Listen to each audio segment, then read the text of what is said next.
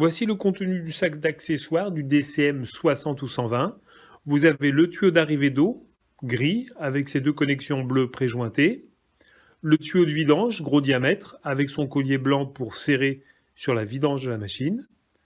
Il y a le goupillon pour nettoyer les différentes petites tuyauteries de l'appareil et la grille de vidange.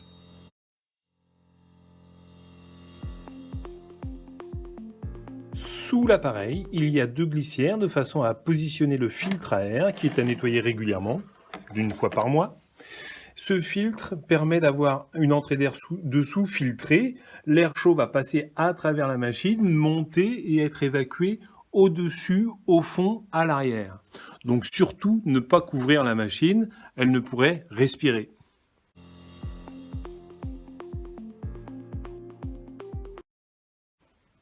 Voici le panneau de façade du DCM 60 ou 120. Sur le côté de cet appareil, vous avez donc deux interrupteurs, un marche-arrêt général, ça va permettre d'allumer les voyants, deux, la mise en route ou non du compresseur, qui permet d'allumer le voyant fabrication de glace. Ces trois touches vont avoir une action sur le mode de distribution, soit de la glace, soit le mixte eau et glace, soit la distribution uniquement de l'eau. Pour rappel, l'eau n'est pas réfrigérée. C'est de l'eau qui est à la température du réseau. Lorsque j'ai sélectionné donc, par exemple eau et que j'arrive avec mon gobelet et mon pichet, je vais appuyer sur la manette, la pousser et je vais avoir la distribution en adéquation avec mon choix. J'éteins l'appareil et nous avons visibilité. Nous pouvons décrocher le petit carter de protection, carter qui est maintenu par un aimant, ici, et deux griffes qui lui permettent de se poser. Donc, le carter est extrêmement facile à enlever. Ce carter est à nettoyer, à démonter tous les jours par le client final, de façon à l'entretenir. C'est le carter qui va recevoir pas mal de projections venant de l'eau, des verres et des choses comme ça. À nettoyer également, ça va être cet espace-là, ainsi que le distributeur blanc, le distributeur par lequel la glace passe. Pour l'enlever, il faut défaire le ressort, décrocher, et ça se sort assez facilement. À nettoyer également tous les jours. Donc, nous avons un espace nettoyable et un espace qui permet de voir différents petits interrupteurs, petites touches. Il y a le mode portion. Donc si je remets en route, on va avoir portion qui va être allumable ou éteignable. Portion, c'est donc la distribution de glace sur un certain nombre de secondes. C'est réglable. Donc la portion, ou en continu, ou en nombre de secondes. Puis nous avons Switch Lock. Switch Lock permet de verrouiller le clavier. Je n'ai plus de possibilité de choix. Je déverrouille et je peux choisir. Drain, c'est quand on veut faire une vidange manuelle. Et dans cet petit écran, on a donc le portion qui peut s'allumer. On a bin full étant le bac plein. Lorsque la réserve de glace est pleine, l'interrupteur a basculé et on est en bin full. Drain, c'est quand on enclenche le mode drain manuellement. Et drain pan flush, ça veut dire une vidange régulière du carter de vidange en façade. Lorsque ça clignote, ça veut dire que le capot n'est pas présent, ce qui est le cas, tout va bien. Du coup, je peux sélectionner différents modes, mais je n'ai pas de distribution possible.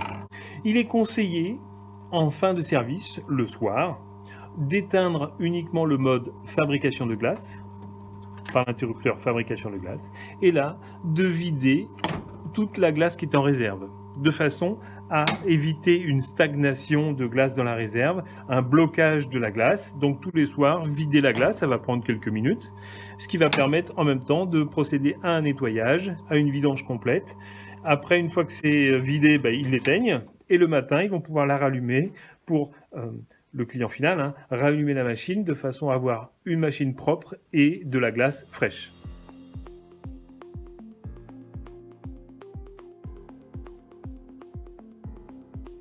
Par le biais du panneau de façade, nous pouvons accéder au journal des erreurs. Le journal des erreurs, c'est celui qui permet de l'enregistrement des erreurs rencontrées par l'appareil. Donc pour cela, on appuie et on reste appuyé sur Switch Lock. Dès que l'affichage commence à clignoter, là, vous appuyez une fois sur portion et on voit différentes erreurs. C1, C1, C1, C1. Ça veut donc dire que l'appareil a rencontré un problème de remplissage. Ça pourrait être des erreurs du type E0, E1, E2, E3. Nous allons voir plus précisément quelles peuvent être les erreurs rencontrées.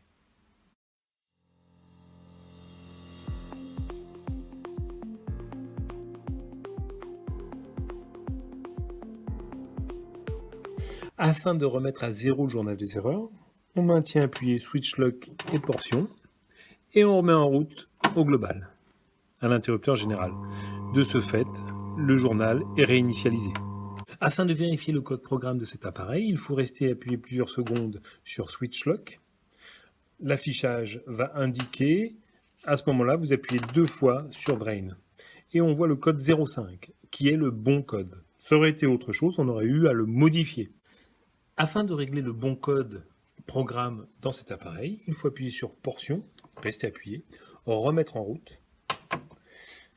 Et là, le code programmé du jour s'affiche, ainsi que au-dessus les 2 petits voyants qui clignotent. Donc on va pouvoir modifier dans le sens que l'on souhaite, de façon à remettre le bon code. À ce moment-là, on valide en appuyant sur Portion à nouveau. Le bon code, c'est programmé.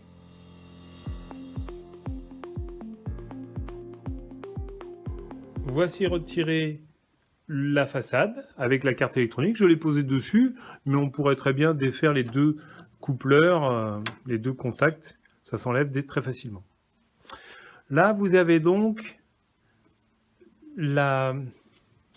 on va dire l'électroaimant qui va permettre l'ouverture et la fermeture de la trappe.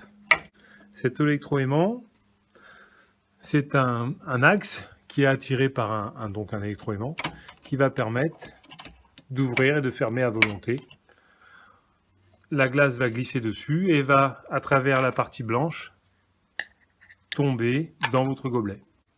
Cet électroaimant, cette bobine, peut surchauffer. Dedans, vous avez un contact thermique qui, à 94 degrés, s'arrête et refroidit. Donc on peut avoir une surchauffe qui n'est pas anormale. S'il y a beaucoup de consommation de glace, on peut avoir une surchauffe normale. Et donc la machine se met en sécurité, on va dire. Ça n'affiche pas de défaut. C'est juste que ce truc-là, il est en stand-by et il ne peut plus ni monter ni descendre. Il reste fermé. Pour accéder derrière cela, encore à l'intérieur, il faut enlever les 4 vis qui sont ici et la façade va se retirer. Je viens de retirer donc la façade, après avoir enlevé les 4 vis, et je trouve derrière l'électrovanne, l'évaporateur et la réserve de glace, avec l'électroaimant. On se rappelle, l'évaporateur ne sert qu'à fabriquer de la glace. Il n'y a pas de refroidissement d'eau sur cet appareil. Il n'y a pas d'évaporateur pour refroidir l'eau. L'eau, c'est l'eau du réseau.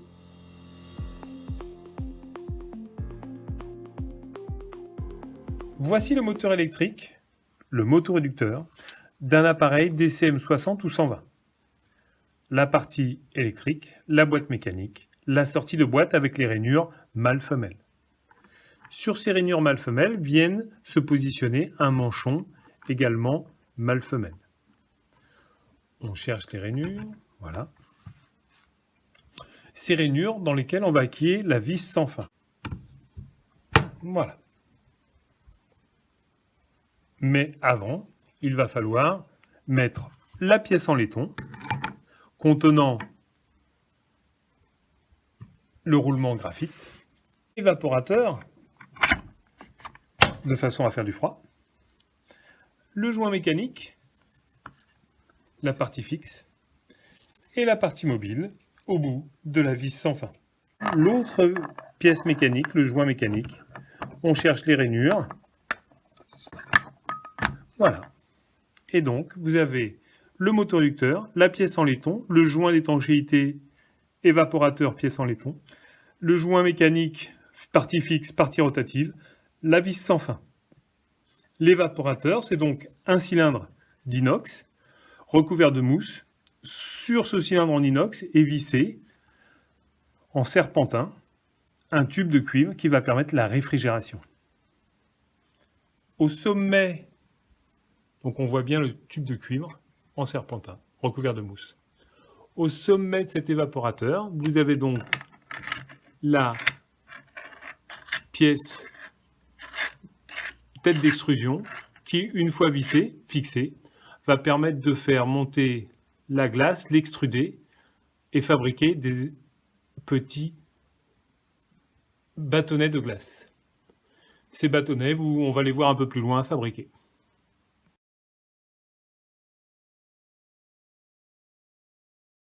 Le réservoir avec l'électrovanne d'arrivée d'eau, le réservoir, le couvercle, le flotteur et dessous le tuyau de communication qui va du fond du réservoir à l'évaporateur. Donc la partie qui s'encrasse principalement, c'est ça. C'est le réservoir et le tuyau de communication. Et puis lorsqu'on va le démonter pour pouvoir nettoyer, eh bien donc on va démonter ça et puis également la tuyauterie d'alimentation de l'électrovanne de vidange. C'est le point bas, hein, le point bas de l'évaporateur qui alimente l'électrovanne de vidange. Et quand l'électrovanne de vidange fuit, c'est là où le défaut E0 apparaît. Donc ce sont les éléments qu'on va démonter pour les nettoyages. Voici l'ensemble des pièces que j'ai démontées de façon à pouvoir les nettoyer en extérieur assez facilement. Vous avez donc le flotteur, le réservoir, le couvercle du réservoir, ne pas l'oublier, les deux tuyaux de communication, celui du dessous du réservoir, celui de l'électrovanne de vidange, et puis le bloc de l'électrovanne de vidange que j'ai carrément ouvert pour bien le nettoyer à l'intérieur. Le petit clapet, ne pas hésiter à lui redonner un petit coup de propre. Si on a un petit doute pour l'électrovanne de vidange, quand on l'a démonté, qu'on ne sait plus dans quel sens c'était, l'entrée est en bas. Hein, le départ remonte. Donc, entrée à gauche, sortie à droite.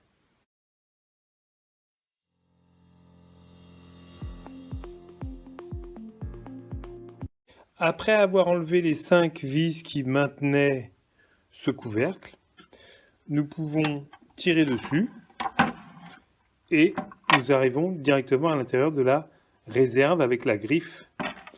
Dans le couvercle, vous avez donc le contact de bac, c'est-à-dire la grande palette que vous voyez là. Cette palette va être poussée par la glace et va activer le contact magnétique que j'ai entre les doigts.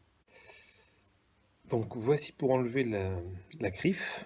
On le dévisse dans le sens logique des vissages. On se munit d'un embout de façon à pouvoir pousser par ici, ce qui va permettre de retirer la coupelle dans le fond. Quand il y a du calcaire, on peut asperger de détartrant, notamment dans le centre, de façon à ce que ça coule directement dans l'évaporateur et les surfaces.